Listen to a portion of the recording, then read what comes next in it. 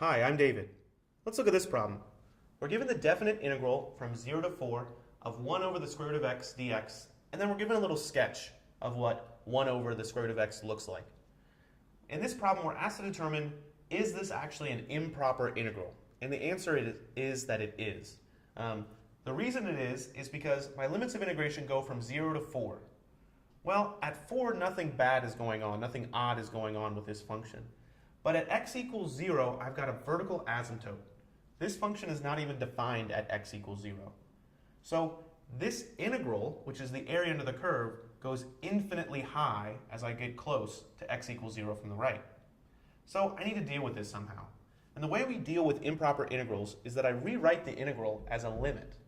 I say this is equal to the limit as a approaches 0 from the right of the integral from a to 4 of 1 over the square root of x with respect to x.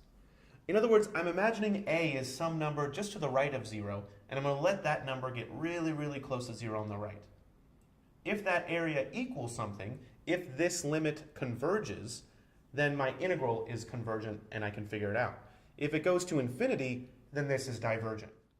Okay, well, let's see if we can figure out this integral. This equals the limit as a approaches 0 from the right.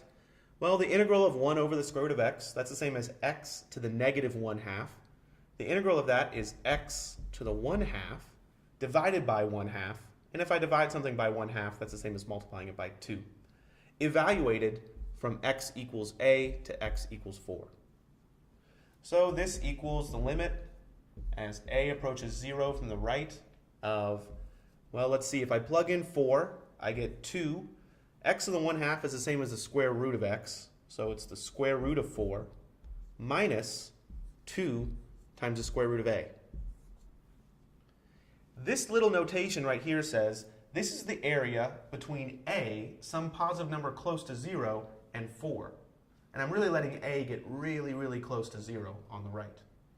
Well, if we solve this limit, as a approaches 0, 2 times the square root of a goes to 0. So this limit just equals 2 times the square root of 4, or 4. And that's my total area.